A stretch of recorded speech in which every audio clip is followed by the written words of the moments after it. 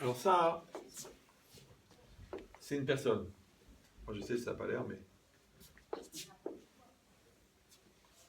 Une personne, elle est faite en 4 couches.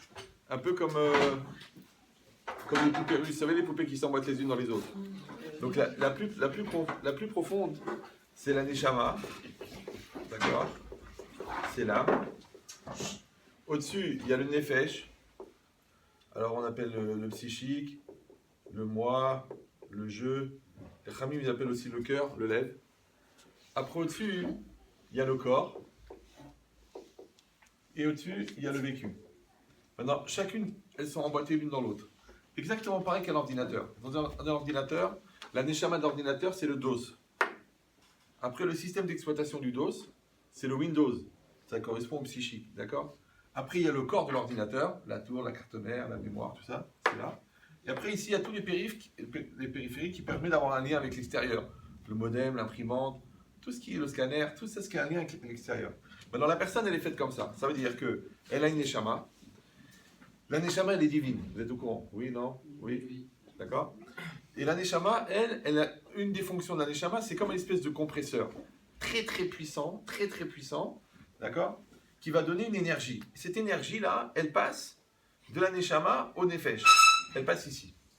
Maintenant, cette énergie, là je vous demande de faire vraiment une nuance, parce qu'on va faire à peu près 10 ans d'Yeshiva en 1 heure. Combien de temps j'ai en fait? J'ai oublié. 1 heure. Donc, cette énergie, c'est un peu comme le courant électrique. Oui, le courant électrique est dans la prise. Alors, si je le branche avec un frigo, ça fait du froid. Si je le branche avec le four, ça fait de la chaleur. Si je le branche avec la chaîne hi-fi, ça fait de la musique. Mais c'est toujours la même énergie. C'est clair? Maintenant, l'énergie de la neshama, quand elle arrive au niveau du nefesh, elle s'appelle en hébreu le ratson, en français, elle s'appelle la volonté. Alors attention, là je vous demande vraiment de faire un effort, même si vous n'avez pas tous le même âge, mais ça veut dire que le je, c'est moi, et le vœu, d'accord, c'est l'énergie de la neshama. Bon, les médecins, ils appellent ça la vie, d'accord, l'autre, il appelle ça le désir d'être.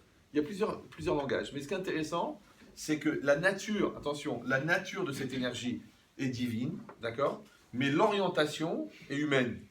Donc quand tu dis je veux, en vérité, le je, c'est toi, mais l'énergie du vœu, c'est pas toi.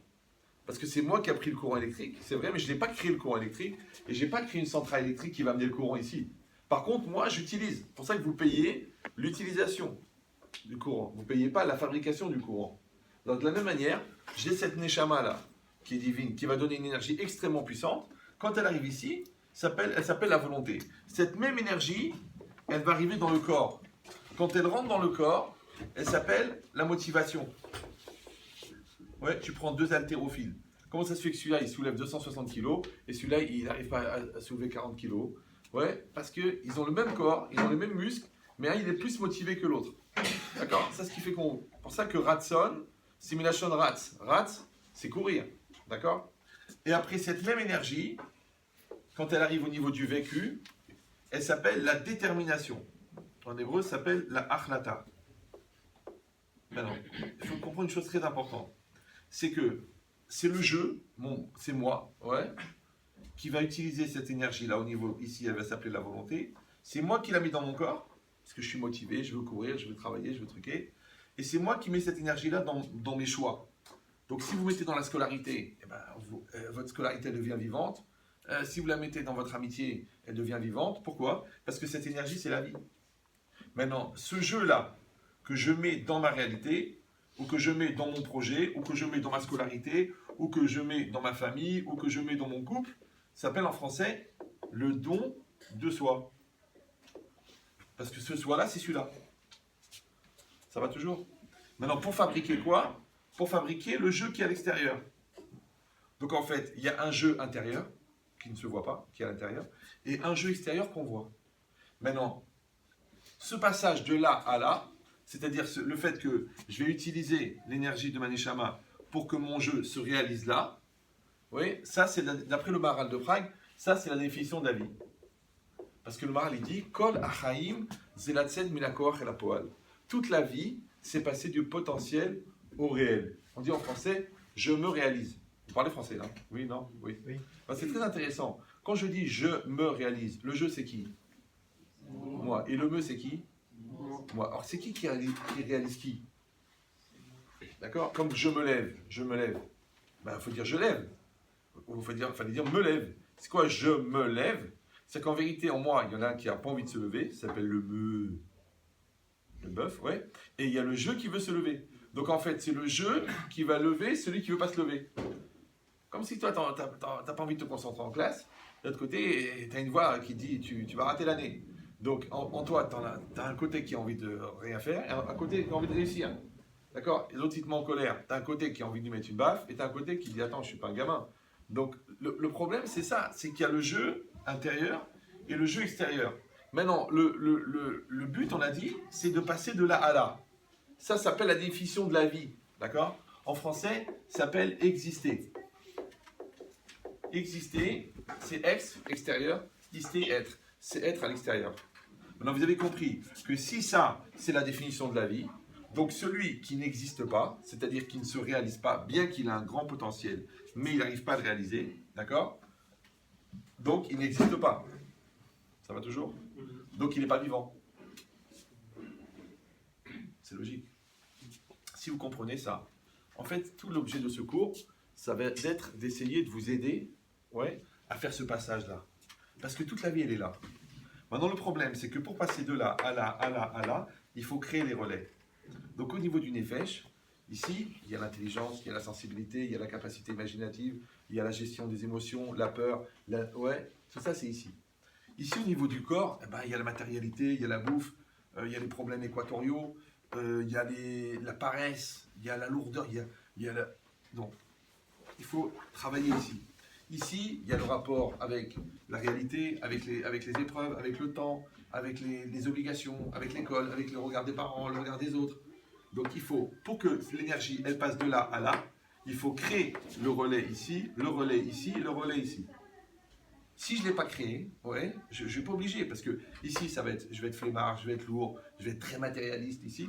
Ici, bah, ça me prend la tête de réfléchir, je trouve ça idiot, j'ai pas les nerfs, l'école ça me saoule. Ok, tu as le droit d'être brel, c'est un choix. En plus, il en faut, parce qu'avec qui on va faire du commerce, d'accord? Mais c'est dommage. Pourquoi? Parce qu'en philosophie, l'intelligence, c'est la capacité d'adaptation.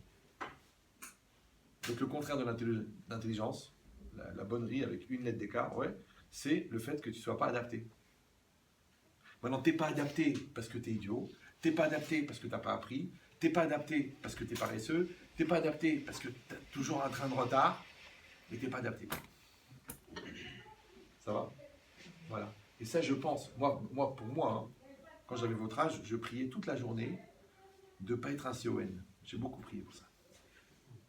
Mais CON, c'est pas seulement quelqu'un qui est bête, c'est quelqu'un qui va rater sa vie parce qu'il sera toujours en retard.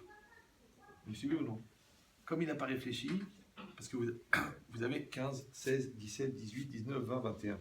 Ces années-là, c'est dans ces années-là que tu définis ton niveau intellectuel. Parce que si tu bosses les maths, le français, la physique, la Gemara, tu vas définir ton niveau intellectuel. C'est là aussi que tu vas définir ton niveau spirituel. Est-ce que tu fais une vraie teshuva? Est-ce que tu apprends vraiment à étudier? Est-ce que tu vas travailler bien tes midotes? En fonction des deux, ton niveau intellectuel et ton niveau spirituel, c'est ce qui va définir aussi qui tu vas côtoyer. Parce que si tu es quelqu'un de fin et de profond, tu vas côtoyer des gens intelligents. Si quelqu'un de baha, une extension de scooter, tu vas rencontrer des gens idiots. D'accord. Maintenant, en fonction des trois, la personne que tu vas épouser. En fonction des quatre, les enfants que tu vas avoir. Parce que les enfants, leur seul défaut, c'est qu'ils te ressemblent. D'accord? Et le métier que tu vas faire. Donc tout ça, ça va se décider entre 15 ans et 21, 22 ans. Je ne sais pas si vous me suivez. D'accord? Donc ça veut dire que c'est une période qui est très importante. Mais le problème, c'est que cette période-là, elle est troublée. Regardez, vous savez que tout ce qui existe en macroscopique, en grand, ça existe en petit. En microscopique. Tout ce qui existe au niveau communautaire, ça existe au niveau individuel. Maintenant, vous connaissez l'histoire d'Israël. Les bénis Israël étaient en Égypte. D'accord? Ils étaient en Mitzrayim. Ensuite, ils sont rentrés en Eretz Israël. Maintenant, regardez bien. Regardez bien. Mitzrayim, en hébreu, ça veut dire l'Égypte. Mais Metzarim, ça veut dire quoi Metzarim? Ça veut dire les limites. D'accord? Donc, ici, en fait, ça ressemble à l'enfance. Parce que quand tu es enfant, tu as les limites de l'école, les limites de tes parents, fais ça, ne fais pas ça, tes limites personnelles, parce que tu n'as pas forcément une grande capacité. Ça, c'est l'enfance. D'accord? Après, les bénis Israël, ils sont rentrés en Eretz Israël. Ils ont reçu la Torah. Ils sont rentrés en Eretz Israël. La Torah, c'est quoi? Eh ben, c'est les études que tu fais, le métier que tu apprends, le niveau que tu as atteint. Ensuite, tu rentres en Eretz Israël. C'est quoi Eretz Israël? C'est le monde adulte. Parce que c'est marqué, Ene Hachem al Haaretz. Les yeux d'Hachem sont sur la terre. Ça veut dire qu'en Eretz Israël, tu es mature. Ouais. Mais qu'est-ce qu'il y a entre l'enfance et l'adulte? L'adolescence. Maintenant, je vous pose la question la plus idiote du monde. Amalek, il a attaqué les bénis Israël en Égypte? Non. En Eretz Israël? Non. Où ça? Dans le désert. Comment s'appelle le désert? Comment on dit désert en hébreu? Hein? Médaber.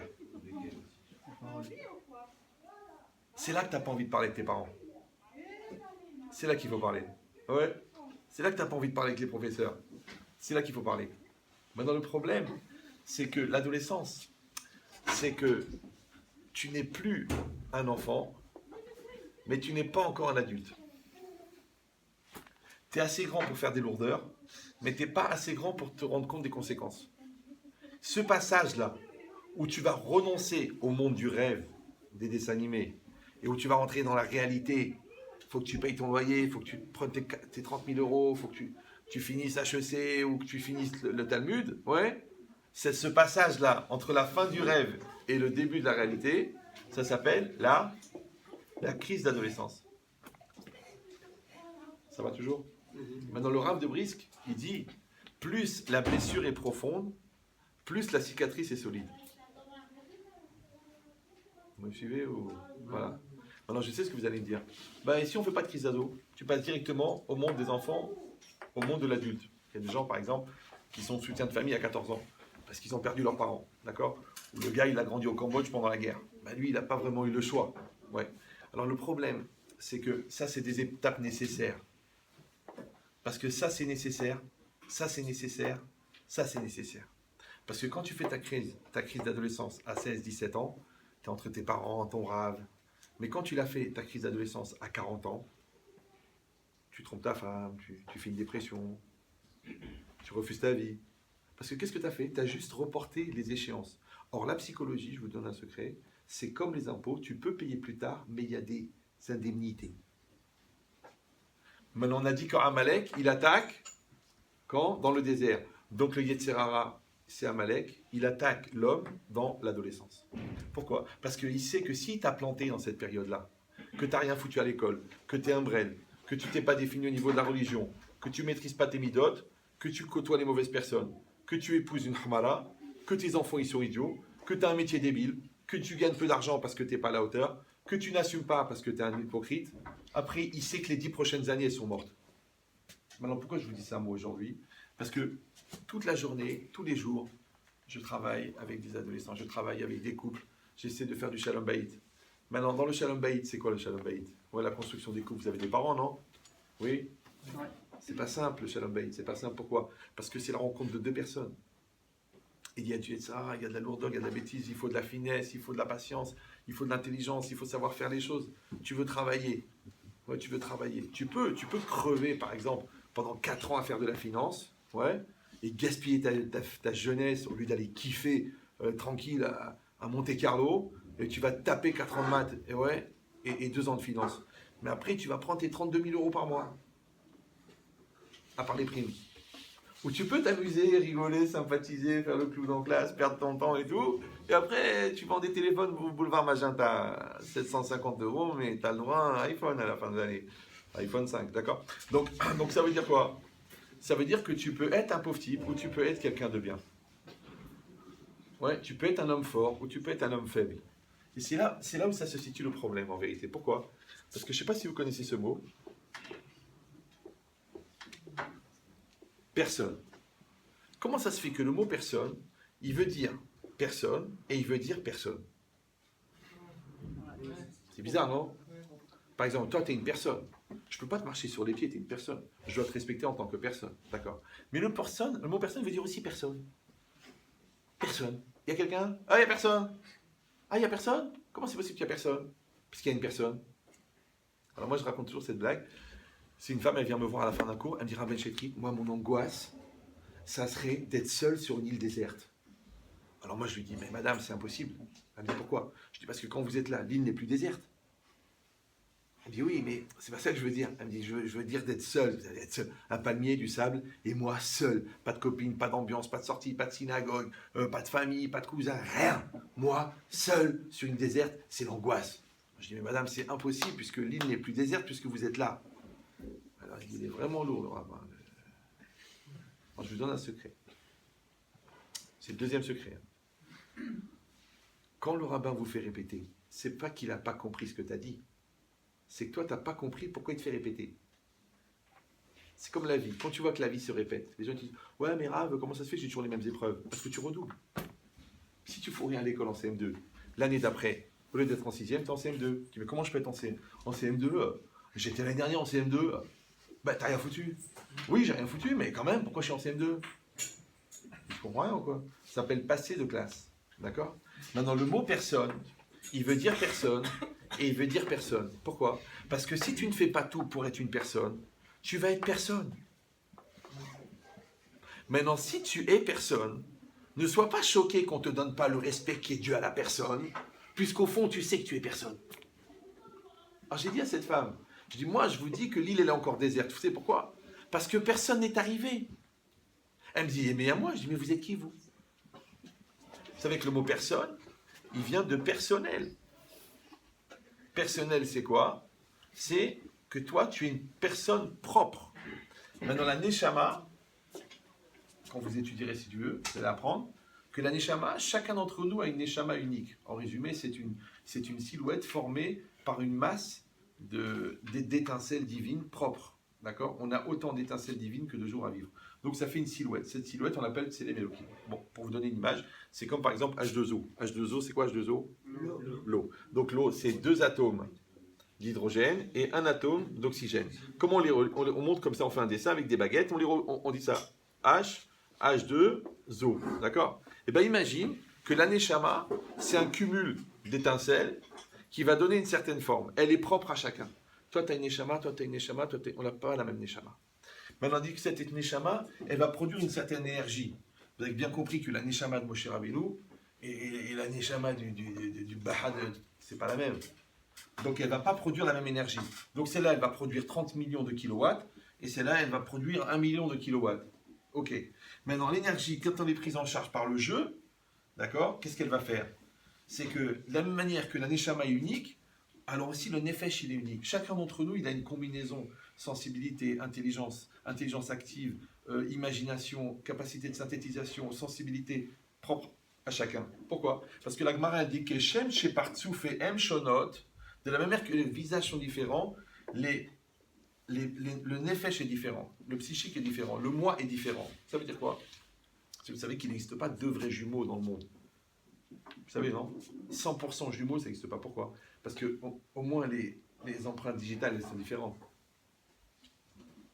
Ça va ? Voilà. Sauf un clone. Si on clone, là, on peut avoir les mêmes empreintes digitales. Mais sinon, c'est différent. Mais ça veut dire quoi ? Ça veut dire que les visages sont différents. Il y a quoi ça sert de faire des visages différents ?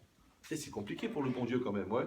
C'est des milliards de personnes qui ne vont pas avoir le même visage. Donc moi, je pose la question la plus idiote du monde. Si on a des visages différents, pour savoir que l'autre n'est pas moi. Mais si moi, je marche dans la rue et je croise un gars qui a exactement la même tête que moi, est-ce que pendant une seconde, je vais croire que l'autre, c'est moi ? Non. Donc pourquoi j'ai besoin d'avoir un visage différent ? Pour comprendre que mon esprit est différent. Comme toi, ton esprit est différent. Toi, ton esprit est différent. C'est pour ça que c'est difficile la coexistence. C'est pour ça qu'il y a beaucoup d'halachot. Tu aimeras ton prochain comme toi-même. Ne haïs pas ton prochain. Ne te garde pas rancune. Crée la communication. La communication, c'est quoi communication ? Communication, communiquer, communiquer. Comme un. Ouais. Maintenant, nous, qu'est-ce qu'on dit ? Nous, on dit dibour, zechibour. Rav Wolbe, toujours, il dit, la parole, c'est le lien. Comme ça, par exemple, moi, je parle, vous m'écoutez. On est en lien. Maintenant, si vous dormez, le lien est coupé. Vous me suivez ? Voilà. Maintenant, si je dis que mon âme, elle est unique, que mon cerveau, il est unique, mon psychique, il est unique parce qu'il est adapté à mon âme, mon corps, il est unique parce qu'il est adapté à mon psychique et à mon âme, et mon vécu, il est unique. Donc en vérité, là, je suis une personne. Vous me suivez ou non? Voilà. Maintenant, on a dit que c'est quoi la vie? C'est quoi la vie? C'est de passer du potentiel au réel. C'est-à-dire que mon moi ici, il doit se réaliser ici. Donc ça veut dire que moi, je dois amener dans le monde mon côté personne. Maintenant, comment il s'appelle? Je sais qu'il y a beaucoup d'éléments, mais c'est pas grave, c'est pour ça que je filme. Si vous êtes intelligent, vous pourrez réécouter. Mais prenez ça, c'est comme si vous voyez passer un train, c'est une aventure. D'accord? Ça s'appelle TGV, c'est Torah grande vitesse. C'est pas grave. Après, vous allez mûrir. J'ai donné ce cours, il y a des gens il y a 15 ans, maintenant ils sont Dayanim à Bnei-Brak et d'autres, ils sont sous-chefs de Ron Poulain, d'accord? Donc chacun, il va utiliser la chose. Mais ce que je vous donne, c'est des isodotes, encore une fois, pour faire gagner 10 ans de vie, d'accord? Maintenant, si vous allez dire à quoi ça sert d'arriver 10 ans à l'avance, mais non, parce que le Yetzirah te fait perdre 10 ans. Donc quand en vérité tu gagnes 10 ans, tu arrives juste à l'heure. Ouais, parce que vous savez, il y a beaucoup de gens, il y a une très grave maladie qui s'appelle la culture. Vous connaissez cette maladie? Non? C'est une maladie. C'est-à-dire quoi? Ça veut dire que c'est des gens qu'à chaque fois tu leur dis mais je sais, mais Rav, je sais que c'est interdit, mais Rav, je sais que cette fille elle n'est pas bien pour moi, mais Rav, je sais que c'est pas bien de se conduire comme ça, mais je sais que si je révise pas je vais me planter, mais je sais que si je travaille pas mes midotes je vais avoir des problèmes. Ouais, maintenant c'est des gens qui toute leur vie disent je sais, je sais, je sais, je sais. Maintenant c'est quoi le pire qui peut arriver à quelqu'un que toute sa vie il a dit je sais? Il sait pas, et quoi encore? Il sache vraiment, et quoi encore? Qui le fait, donc il fait quand même. Il le fait quand même. C'est qu'un jour, écoutez bien cette phrase, c'est une phrase de Ben Chetrit, elle est très intéressante. C'est qu'un jour, il va dire si j'avais su. Si j'avais su que ma femme elle était tellement idiote, mais je ne l'aurais pas épousée. Si j'avais su que si j'avais travaillé mes midotes, j'aurais eu d'autres types d'enfants. Si j'avais su qu'en travaillant à l'école, j'aurais eu un autre salaire. Si j'avais su que si j'avais appris à faire des calculs, ouais, j'aurais appris par exemple les fractions. Eh ben, au lieu de payer ma maison 900 000 euros, je l'aurais payé 400 000 puisque j'aurais su calculer les coefficients, les taux de prêt. Mais comme tu ne sais pas calculer, Yabrel, donc pour une leçon de maths, tu vas passer 17 ans de plus à payer le crédit. Ça s'appelle si j'avais su. Ce qu'on appelle la ramba. D'accord? Donc si vous avez compris que le côté personnel, ouais, c'est-à-dire le côté unique. Or, unique, encore une fois, unique, ça vient de 1. Maintenant, quand on te dit tu dois être quelqu'un, tu es quelqu'un, ouais, quelqu'un c'est quoi? C'est unique. Le contraire de quelqu'un, c'est quelconque. Quelconque. Parce que c'est un oncle. Voilà. Donc, maintenant, quand toi tu es quelqu'un, ça veut dire que ton 1 qui est ici, restez concentré. Non, j'ai besoin des blagues pour savoir si vous suivez, mais je ne peux pas faire trop de blagues, parce que je sais que si je fais trop de blagues, vous allez vous déconcentrer. Et déconcentré, ça peut s'écrire en 3 mots et ça change le sens complètement. D'accord? Donc, si le côté unique qui est en vous, d'accord, vous arrivez à l'amener ici, on a dit en français, ça s'appelle que vous existez. Maintenant, si ce moi-là, qui est extérieur, il est le même que ce moi-là, en français, on appelle ça être soi-même. En hébreu, les Khamim, ils n'ont pas besoin de toute la psychologie, ils disent Tocho Kebaru. Ton intériorité, elle doit être comme ton extériorité. Ça veut dire que ce jeu-là, c'est le jeu qui fait. D'accord? Parce qu'il est dans la réalité. Vous me suivez? Ce jeu-là, il est à l'intérieur. C'est le jeu qui veut. Maintenant, regardez bien ça. Je veux, je fais. Si on dit que je passe de là à là, en français, ça s'appelle la linéarité existentielle. Vous avez fait des cours à l'école, ouais? Maintenant, regarde. Je fais ce que je veux. Ça va? Ça va? C'est la définition de la liberté. Enfin, je dis, attends, c'est pas la peine de venir des territoires, enfin d'Épinay pour m'expliquer un truc pareil. C'est évident, je fais ce que je veux. Ah, c'est là que ça devient intéressant. Pourquoi? Parce que si au niveau du psychique, là, au niveau du cœur, je fais un zoom, d'accord? Donc ici, on a dit, vous avez l'aneshama. Vous vous rappelez? Il y a l'âme, elle est là, d'accord? Ici, il y a le corps. Vous suivez toujours? Et ici, il y a le nefesh. Mais là où ça devient troublant, c'est qu'en fait, le nefesh, le psychique, le moi, vous savez que moi, je soigne des psychiatres. C'est pas grave. D'accord. Donc, en fait, il est divisé en 3 parties. Ici, il y a le moi, vraiment, il y a toi. Mais ici, il y a le Yetzirara, et ici, le Yetziratov.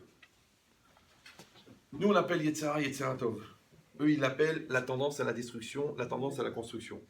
La tentation du mensonge, le bien, le mal, le yin, le yang, Dr. Jekyll, des Rav Hyde, tout le monde est d'accord qu'on a des tendances à l'intérieur de nous. D'accord. Maintenant, là où ça devient très très important, il faut savoir une chose très très importante, c'est que le Yetzer Hara se développe tout seul. Parce qu'on n'a jamais vu quelqu'un qui cultive les mauvaises herbes. Ça pousse tout seul.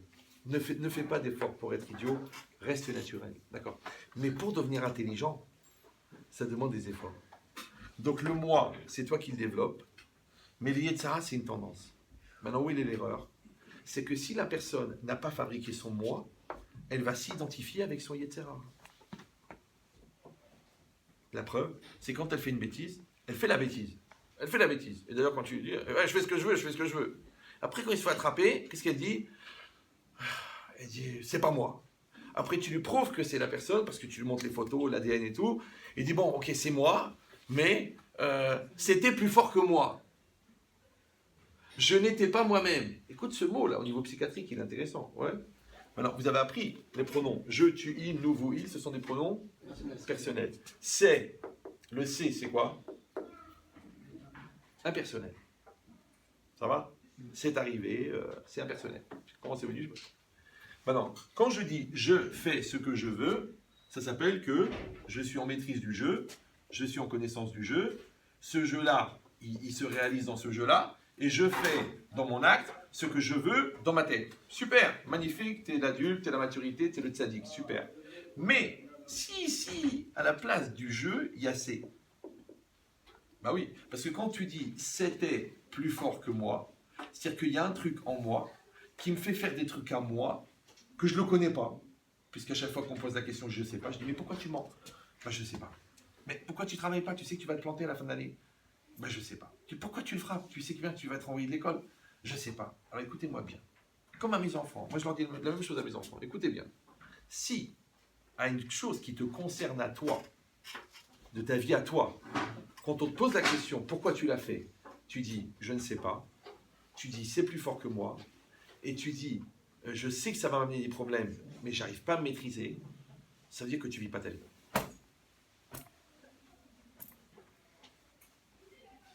Moi je donne cette image, c'est comme si tu prends, vous savez, les grandes voitures américaines, là, les grandes berlines, là, ouais. T'es à 3,50 m du moteur tellement elle est grande, et t'es allongé à l'arrière, de la bagnole énorme, t'es assis à l'arrière. Et la voiture elle avance. Et c'est la Californie, c'est beau, c'est magnifique, les palmiers, les trucs. Puis au bout d'un moment, tu te demandes, il y a un truc bizarre, c'est que il n'y a pas de chauffeur. Mais la voiture elle avance.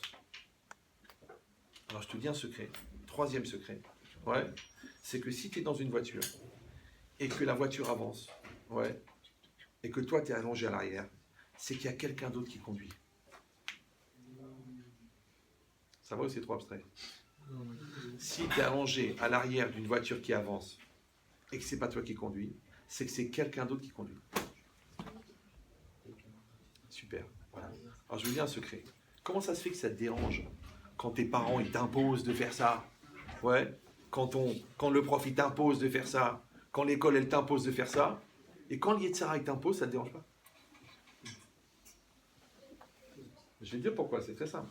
Parce que tant que tu n'as pas développé le moi, alors il dit Rav Dessler, tu vas t'identifier au Yetzer Hara. Parce que c'est ça tout le combat. Et dans le combat, il y a bas. Ouais. Le problème, c'est quoi? C'est que ça, c'est la vie. Ça, c'est la naissance. Et après, tu avances.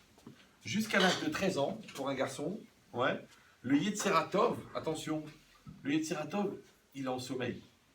Mais le Yetzer Hara, il est réveillé. Donc, tu te retrouves à 13 ans, avec un Yetzer Hara de 13 ans, et un Yetzer Hara Tov qui se révèle. Quand est-ce qu'il se révèle? À 13 ans. Donc, à 13 ans, tu te retrouves avec un Yetzer Hara de 1 jour. Un Yetzer Hara Tov de 1 jour. Mais un Yetzer Hara de 13 ans. Je ne sais pas si vous me suivez. C'est comme si un petit voyou, là, un petit voyou de la cité, avec le nunchaku et le cutter, il va se battre maintenant avec un bébé qui vient, il est né, il sort du ventre de sa mère, on le lave, on lui met un pyjama, on le met par terre, on dit allez, battez-vous. Mais c'est fini, la guerre elle est terminée avant de commencer. C'est normal. Alors le problème c'est ça. C'est que ton jeu à toi, ouais, c'est pour ça qu'il y a beaucoup d'enfants qui font la crise après la bar mitzvah. Ouais, pourquoi? Parce qu'avant ils avaient que le Yetzer Hara, ils écoutaient leurs parents. Maintenant, ils ont le Yetzer Hara Tov, alors ils croient. Ils sont en conflit entre leur conscience, leur bonne conscience et leur mauvaise conscience. Et comme c'est plus facile de se lier à un gars que tu connais depuis 13 ans, qu'à quelqu'un qui vient d'arriver. Comme c'est plus facile de se laisser aller que de se prendre en main, comme c'est plus facile d'accuser les autres que d'assumer, donc tu vas plus naturellement écouter ton Yetzirah.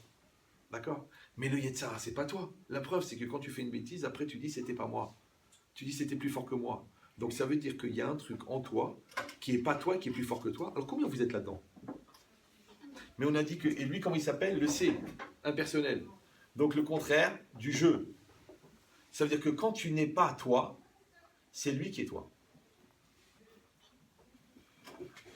Donc dans ce schéma-là d'exister, il n'y a plus je fais ce que je veux, ça devient j'ai fait ce que à l'intérieur de moi, une tendance m'a poussé à faire.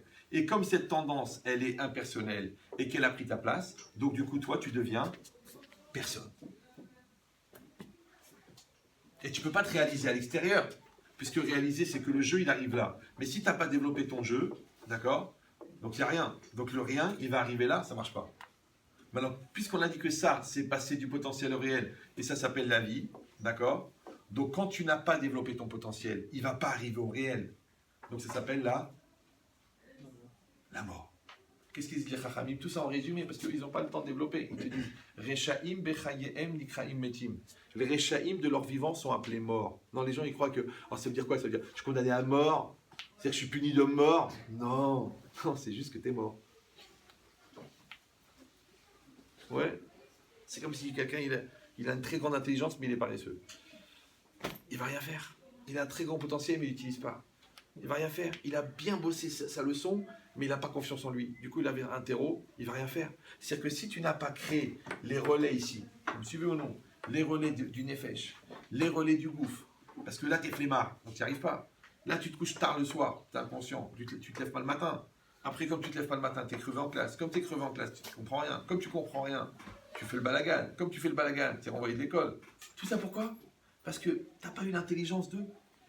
On appelle ça en hébreu le da'at. Alors, le da'at, c'est un mot très dur à traduire. Si un jour vous avez l'occasion de mourir, il y a un livre qui s'appelle Pirkei Kinyan Da'at.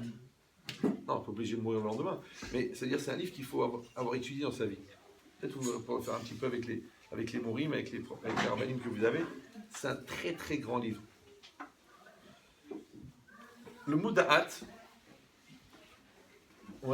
c'est un mot qui est dur à traduire. Pourquoi?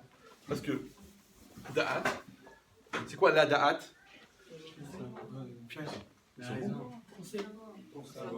Pas évident, hein? D'accord. Donc on a dit da'at, ça veut dire connaissance. D'accord? Mais da'at, ça veut dire aussi la conscience. D'accord? Et dans les lois de Shabbat, dans Melechet Marchevet, là-bas, quand vous ferez, si Dieu veut, au Kollel, le Raphaïm sur Melechet Marchevet, on va vous expliquer là-bas que le da'at, c'est la volonté. Alors, tu peux me dire comment, a priori, c'est trois choses différentes. La connaissance, la conscience et la volonté, c'est trois choses qui n'ont rien à voir. Comment les trois, ils peuvent être dans un seul mot? Et ça, c'est le centre de la personne. Parce que celui qui n'a pas le da'at, on dit Aniut da'at, la pauvreté du da'at. Chisaron da'at. Esiyah da'at. Quand il manque le da'at, il n'y a plus rien.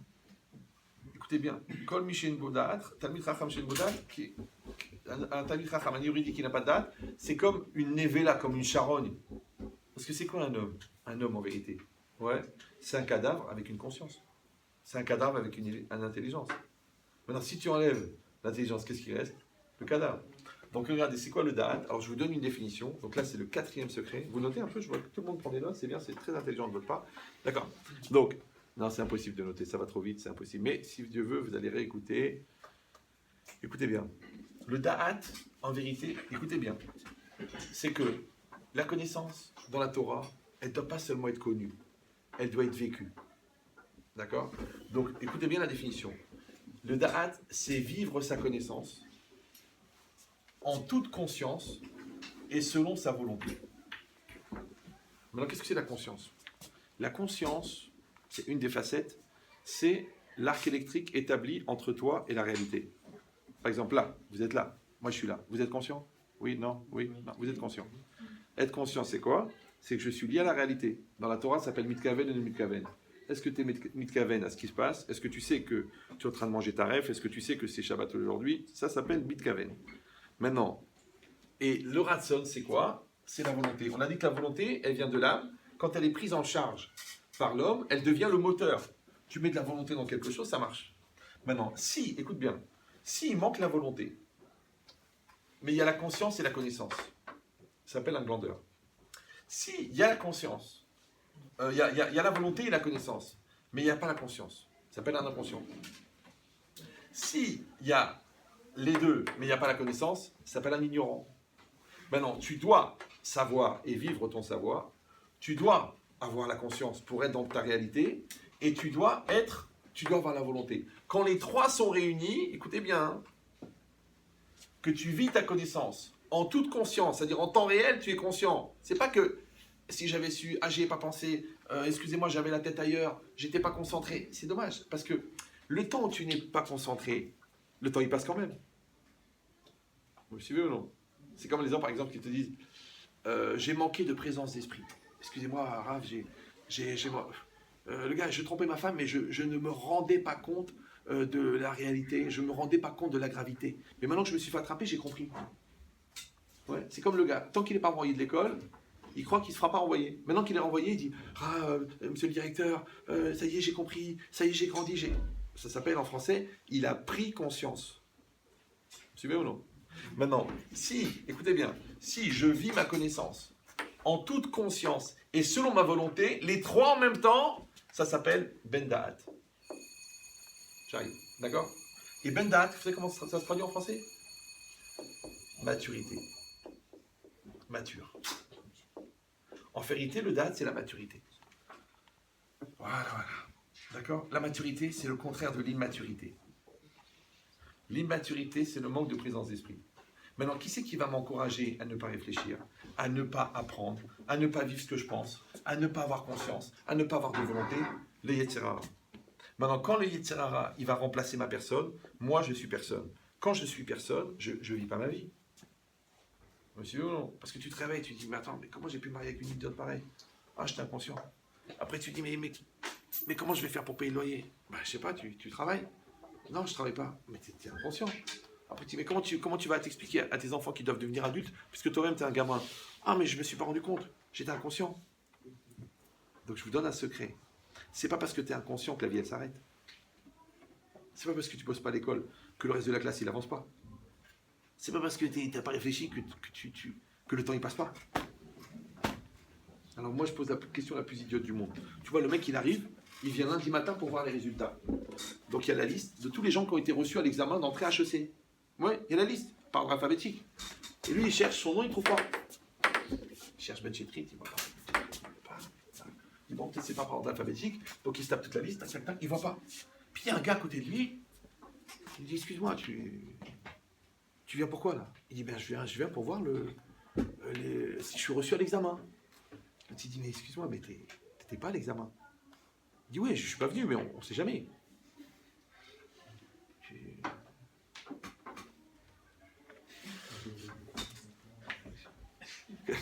Tu viens pas à l'examen et tu viens voir si t'es reçu à l'examen.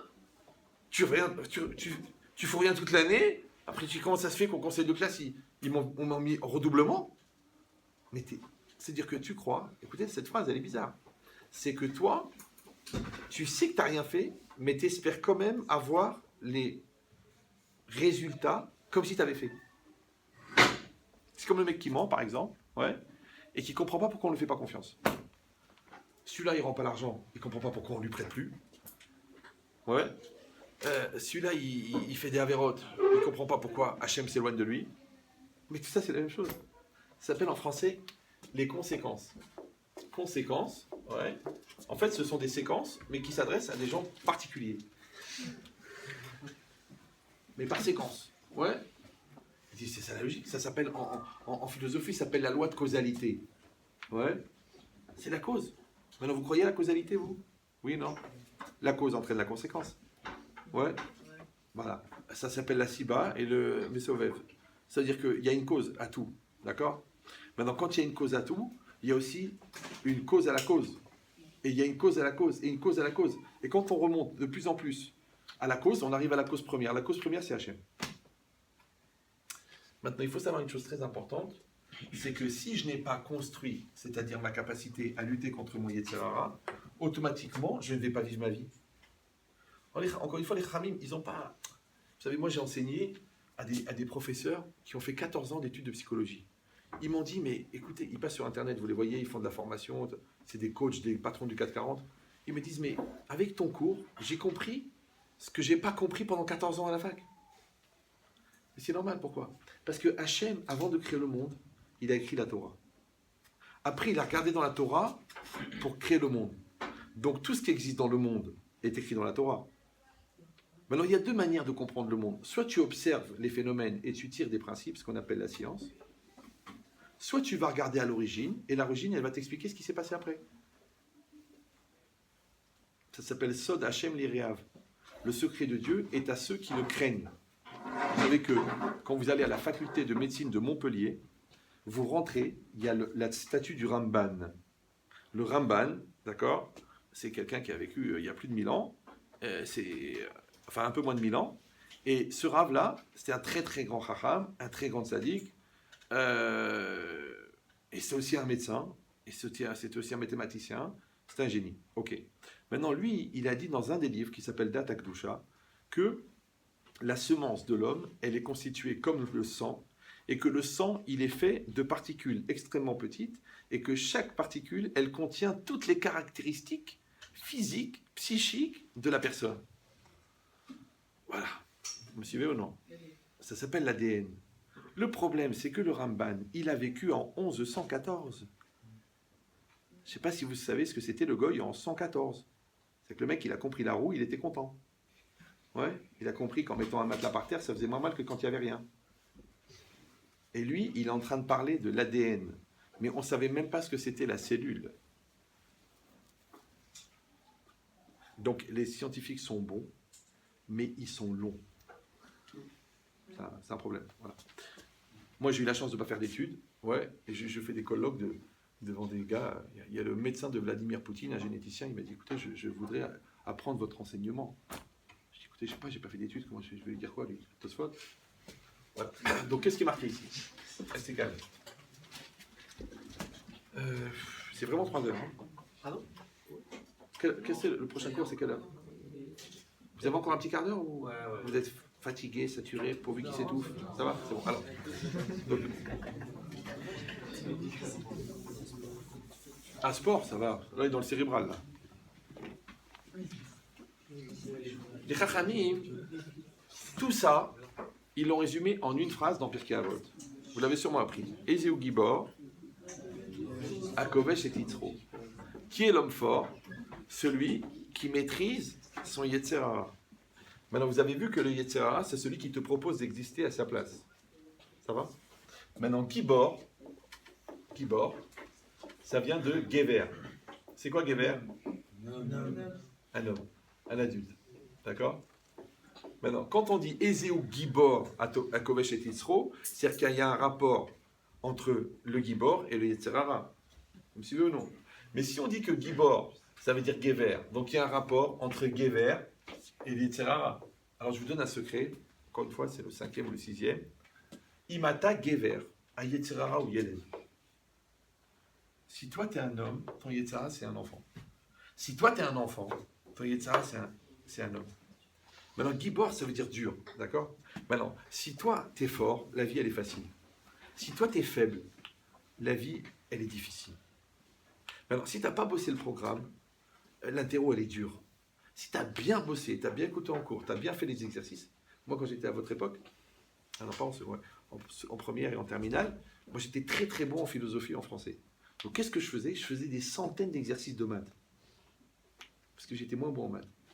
Mais comme je ne voulais pas être déséquilibré, parce que vous savez qu'on a 2 hémisphères dans le cerveau, un hémisphère philosophique, un hémisphère mathématique. Un qui est plus dans la Gemara et un qui est plus dans la Shkafa, dans la pensée juive. Ouais. Alors moi je ne voulais pas être un débile, parce que je voyais que les élèves qui étaient bons en sciences, ils disaient ouais, le français, la philo, c'est nul. Les gens qui étaient bons en littéraire, ils disaient ouais, les maths, c'est des bêtises. Mais pourquoi le bon Dieu il nous a donné les 2 hémisphères? Pour qu'on soit bon dans les 2. Ouais. Donc maintenant, la vivacité d'esprit, elle va dépendre du nombre d'équations que tu as fait. Parce que c'est quoi une équation? On vous a expliqué à quoi ça sert à l'école? Jamais. L'école, à quoi ça sert à rien? Marignan 1515, ça sert à rien. Moi, je vais t'expliquer. À l'école, ce qui est important, c'est pas ce que tu apprends, c'est les midotes que tu acquiers en travaillant. Par exemple, quand tu vas apprendre, tu vas faire beaucoup de maths, par exemple. C'est quoi les maths? Les maths, c'est des situations de vie qui sont numérisées. Maintenant, un jour, tu vas faire un choix dans la vie. Tu vas dire, bon, est-ce que je vais, je sais pas moi, dans cette fac A ou je vais dans la fac B? Maintenant, la fac A, elle a des avantages. Elle a des plus, elle est proche de la maison, je connais tous les copains, c'est gratuit. Elle a des désavantages. D'accord? C'est que il y a beaucoup de tordus, le niveau est très haut, et puis il faut souvent payer des cours particuliers pour y arriver. L'autre, elle a des avantages, d'accord? Elle a des avantages, elle est loin de la maison, je connais personne, mais à part ça, elle est plus facile d'accès, elle est moins chère, elle est. D'accord. Donc ça veut dire que tu vois que les points A, les points positifs de A, ils sont négatifs dans B. Parce que quand tu passes l'équation d'un côté à l'autre, ça passe, d'accord? Et ce qui multiplie, c'est-à-dire ce qui développe les forces ici, ça les divise. Donc en fait, c'est quoi une équation? C'est une situation de vie qui a été numérisée. Maintenant, quand toi tu assumes une situation, en français on appelle ça l'expérience. Maintenant, si tu vis sans situation et que tu assumes, tu as plus d'expérience que quelqu'un qui en a moins. D'accord? Maintenant, si l'équation, c'est une situation de vie, donc si tu fais 1000 équations, c'est comme si tu as assumé 1000 situations de vie. Donc ton cerveau, il va aller 100 fois plus vite que le gars qui en a fait 2. Maintenant, de vous à moi, hein. Déjà quand on est rapide, la vie, elle n'est pas facile. Mais alors si en plus tu es lent, c'est comme le gars qui doit prendre le train. Il doit prendre le train de 8h17. Il court comme un malade. Il arrive à la gare à 8h17. Il est sur le quai du train de 8h17. Il est 8h17. Et le train, il n'est pas là. Alors il attrape le contrôleur, il dit où il est le train? Il est là, monsieur. Comment il est là? Mais il est parti. Et moi, j'ai un billet pour prendre le train de 8h17. Je dis oui, mais pour prendre le train de 8h17, il faut arriver à... Aujourd'hui, il faut arriver à 8h13. Parce qu'à 8h15, ils ferment les portes. 2 minutes avant. D'accord? Moi, je prends le train 1 ou 2 fois par semaine et l'avion une fois par semaine. Donc, je peux vous dire, les horaires, c'est les horaires. Ouais. Maintenant, imagine la vie, c'est une gare.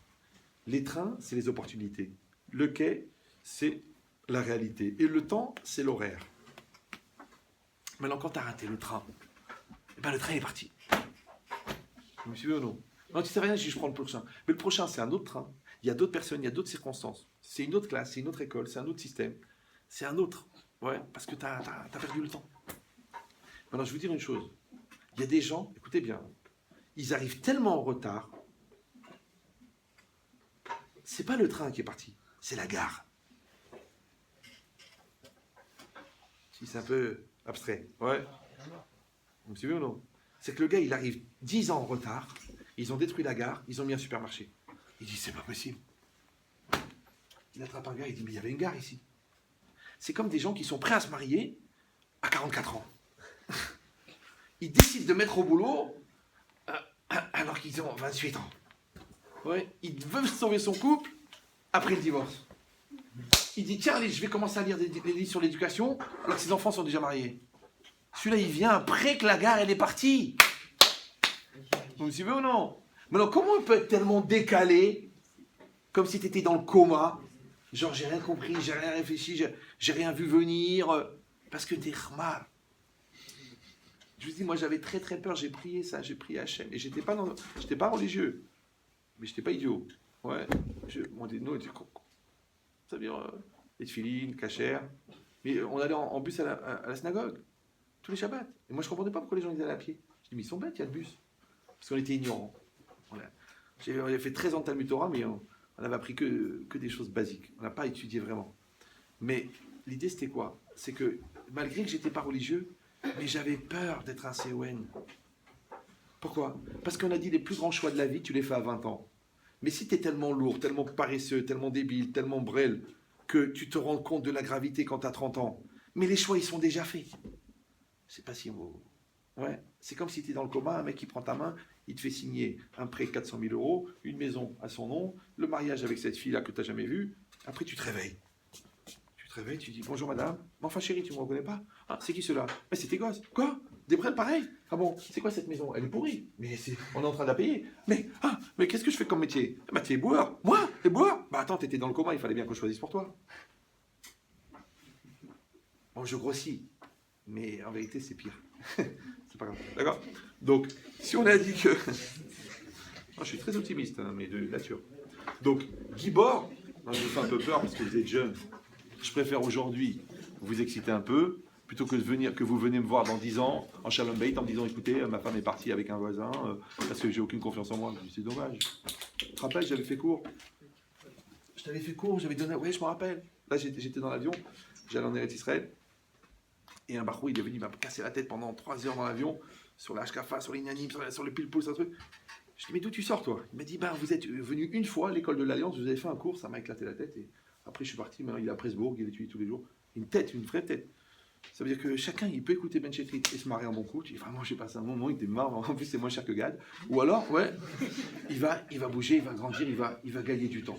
Et c'est ça mon projet. Moi, mon projet à moi, c'est de faire gagner 10 ans. Si vous ne gagnez pas 10 ans, c'est que vous avez perdu votre temps. Et moi, je ne vous en parle pas. D'accord? Donc, parce que j'ai pratiquement autant d'enfants que vous dans la classe. Donc, c'est quoi l'idée? Non, je parle que de déclarer. Donc, qu'est-ce qui est marqué ici? Ici, chut, restez calme. Ici, vous avez compris, Ezéou Gibor. Ouais. Gibor, on a dit que c'est Gever. Maintenant, on dit Adam Tsarich le Idgaber. Ouais, un homme doit se renforcer. Mais en vérité, les Idgaber, ça veut dire Liot Gever. Ouais, d'être un homme. Maintenant, quand toi tu es. Comment on devient Gibor? C'est très simple. Puisque vous êtes à l'école, donc vous pouvez comprendre ça.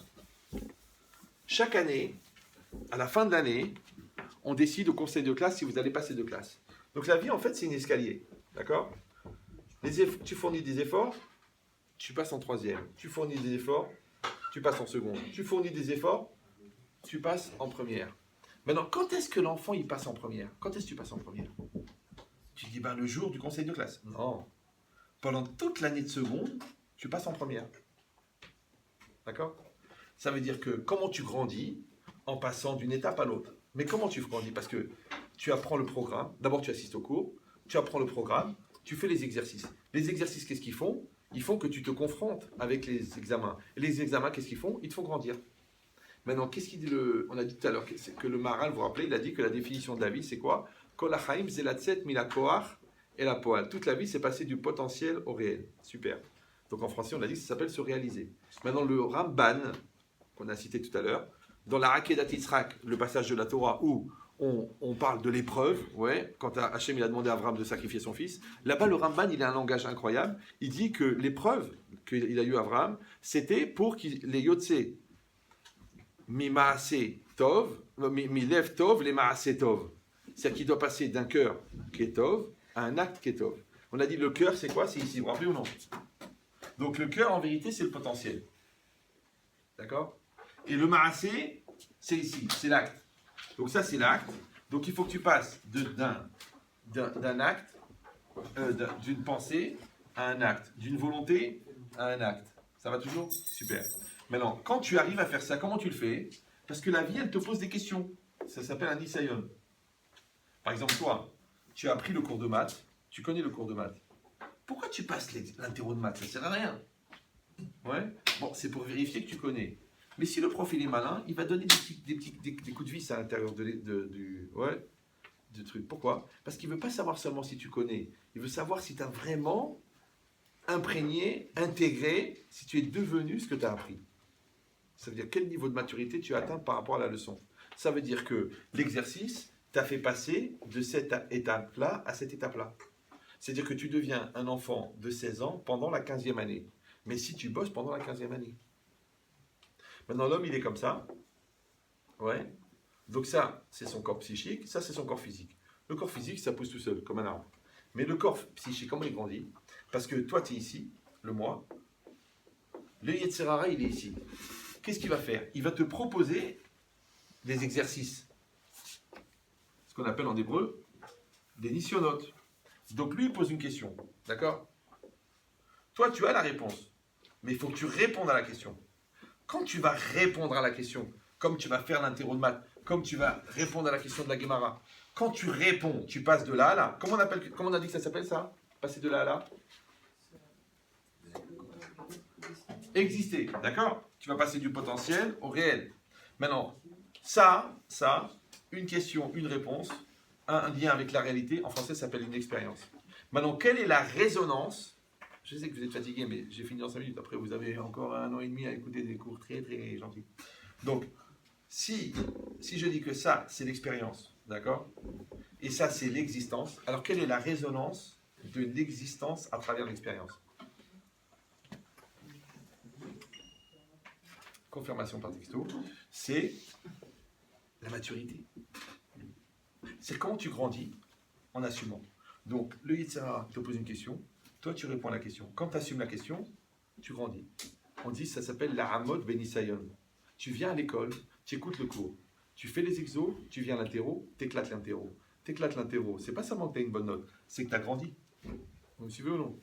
Donc chaque épreuve te fait grandir. Alors écoutez bien, et là, après je vous laisse tranquille. Si tu trouves un homme de 30 ans, à qui tu poses une question de 30 ans et qui te donne une réponse de 15 ans, quel âge il a? 15 ans. Tu dis, mais comment 15 ans dans la tête? Mais c'est la tête, c'est qui? C'est son moi. Maintenant, comment le gars, il peut avoir 15 ans à 30 ans? Parce qu'il a peur de grandir. Voilà. D'accord? Donc lui, il a un mental de 15 ans, un mental avec des trous, ce qu'on appelle en Suisse les mentales, d'accord? Et il a un corps de 30 ans.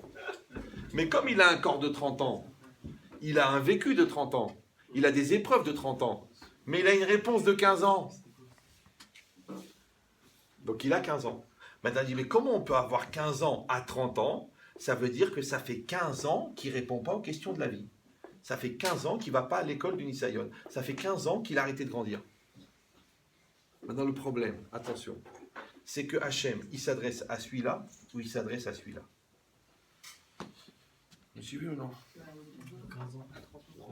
Donc ton associé te dit, bon écoute, il y a un super deal, il faut 100 000 euros. Moi j'ai mis 50, tu mets 50? Il dit, ouais, combien on prend? 1 million d'euros en 2 semaines. Waouh, c'est de folie. Juste 50, je fais juste 50. Bon, ok. Alors on y va, tu as les 50? J'ai un petit problème en ce moment parce que j'ai acheté un lot de sucettes. 50? Parce que ma carte bleue est bloquée. Parce que, oh, puis tu m'énerves, tu me prends. Tu mais attends, mais pourquoi tu réagis comme un gamin? Mais t'es un bébé. On est dans un gros deal, maintenant il faut 100 000. On va prendre 1 million d'euros. Mais il faut y aller là. Ça y est, faut rentrer. Oh non, c'est pas évident, ça me prend la tête. Tu vois, tu me réponds comme un gamin alors que moi je te pose une question d'adulte. Donc tu vas toujours en décaler par rapport à ta réalité. Quand tu as un décalage d'une demi-heure, qu'est-ce qu'on dit en français? Tu es en retard. Mais quand tu as un décalage de 15 ans, tu n'es plus dans la même vie là. Ouais. Donc l'idée c'est quoi? C'est que le Yetzirah, il t'empêche de grandir. Le Yetzirah, il t'empêche d'apprendre la Torah. Le Yetzirah, il t'empêche de travailler tes midot. Le Yetzirah, il t'empêche de faire des maths, il t'empêche de grandir. Parce qu'il sait que c'est la période là, que s'il te plante maintenant, il te plante pour les 10 années à venir. Maintenant vous êtes des gens malins. Ouais. Vous dites, attends, qu'est-ce que je vais faire? Alors moi j'ai écouté ce cours. Je vais dire, bon c'était sympa, il est marrant, c'est pas un rabbin habituel, on ne sait pas si c'est de la psycho ou de la Torah. Bon c'est de la Torah, mais j'ai pas le temps de vous amener les références, je peux vous amener toutes les références si vous voulez. Mais qu'est-ce qu'on va faire avec ça maintenant? Voilà, on avait passé 1h10 ensemble. À quoi ça sert? C'est sympa, pourvu qu'il se barre, j'ai faim, je veux une canette, ok. Moi je vous donne un truc. Vous savez, toute la journée, je rencontre des gens. Par exemple, demain, je vais à Montréal. Et hier, je suis rentré d'Israël. J'ai fait 12 conférences là-bas. Après, je vais à la New York, après à la Guadeloupe, à Los Angeles. Et tous les Malaka, je fais 220 conférences par an. À peu près 50 000 personnes. L'année dernière, on a eu 12 millions de minutes sur YouTube. 12 millions de minutes de vues, ça fait 30 ans. En un an. Je ne sais pas si vous... D'accord? Non, c'est pas pour moi, pour me dire, waouh, la star. C'est pour vous dire que les outils que je vous donne, ils sont bons. Donc, ceux qui veulent, je vous fais une proposition. C'est gratuit, ça n'engage que moi. Et au pire, ça vous fait du bien. D'accord? Je vous donne une adresse mail. Maintenant, cette adresse mail, c'est la mienne. Moi, qu'est-ce que je fais toute la journée? Je donne des programmes à des gens pour qu'ils aient un accélérateur de maturité. Parce que mes cours, ils fonctionnent comme un peu comme du coaching, comme une thérapie de groupe, ouais, comme un travail sur soi. Donc, c'est en même temps que tu apprends la Torah et en même temps, tu grandis. Maintenant, étant donné que le Yetzirah, il te rend gamin, si tu travailles pour être un adulte, c'est pas très grave. Vous voyez ce que je veux dire? Au pire, ça rééquilibre. Maintenant, moi, ce que je fais, les gens qui veulent, je leur envoie des cours gratuits, d'accord? Ils vont les recevoir par WeTransfer, et avec une méthode. Et vous l'utilisez, vous la travaillez. Une fois par semaine, vous travaillez sur les cours. C'est comme si vous faites du moussard avec moi. C'est comme si vous faites une travauta avec moi sur un sujet. Et à votre âge, à vous, ouais, Il faut écouter Se donner le droit d'être. C'est un cours spécialement sur ça, pour devenir. Le cours sur les Yetzer Hara, parce que si on ne connaît pas son ennemi, on ne peut pas grandir. Sur le respect de soi, sur la sérénité, sur apprendre à faire des choix, sur le doute, parce que le doute, c'est Safek c'est Amalek c'est les Yetzer Hara. Donc, on est dans la période comme ça des doutes. Si vous voulez, voilà, je note l'adresse ici. Celui qui veut, il la marque sur son cahier, d'accord? Il m'envoie un email, et moi, après, je vous envoie les cours et les documents, et après, vous travaillez. Ben, je vous donne juste un petit exemple. Une fois, une maman, elle m'appelle, elle me dit, Rabbi Chetrit, mon fils, j'ai honte de te dire, mais ça fait 7 ans qu'il est enfermé dans sa chambre. 7 ans. Une schmata, il a fait, d'accord? Et je lui dis, bah, passez-le moi. Moi, je lui parle. Je vois que le gars, il a un vrai problème de confiance en soi. Il est mal à l'aise, il a peur, il a des stress. Bon, il avait vécu des choses quand il était petit. Je lui dis, je lui parle, je lui dis, est-ce que vous voulez faire un programme? Et je lui envoie un programme comme ça. D'accord? Le gars, au bout d'un mois, il est sorti de la chambre. Après, je dis, maintenant, tu vas sortir dans la rue. Il est sorti dans la rue. C'est très, très dur pour lui parce qu'il s'est complètement enfermé. Parce que si vous avez compris que le but, c'est d'exister, le contraire de exister, c'est quoi? Inister. C'est un mot qui n'existe pas en français. Tu vas être à l'intérieur. D'accord? Donc maintenant, au bout d'un mois, il est sorti dans la rue. Après, je lui dis, tu rentres dans une pharmacie, tu demandes une cravate. Il me dit, je vais passer pour un brel. Oui, mais tu casses les barrières. Ben après, il est entré dans la formation. Après, il est entré dans la vente. Tu sais ce qu'il fait maintenant? Il apprend à des chefs d'entreprise à parler en public. Il a écrit un bouquin, il passe à la télé, il fait des formations à 1 million d'euros pour Avas France, pour Avas Pub. C'est des très très lourd. Comment un mec qui était enfermé dans sa chambre pendant 7 ans, il a pu atteindre ça? Donc c'est, entre guillemets, pratiquement un handicapé. Mais si on donne le même programme à des gens normaux, je ne sais pas si tu as compris, ça devient un accélérateur de maturité, un décapsuleur de potentiel. Donc comme je dis et je répète, celui qui veut, voilà, l'adresse elle est là. Voilà, vous m'envoyez un email, vous me dites, Rav, ça m'intéresse le programme, vous recevrez, c'est gratuit, les cours et les documents, vous les imprimez, vous travaillez, et après, quand vous sortez major promotion d'HEC, ou alors major promotion dentaire, ou vous terminez la yeshiva en étant Dayan, on se reparle. On dit, tu te rappelles les cours? Ouais, ça m'a donné une pêche. Merci beaucoup. Hazak ou Baruch.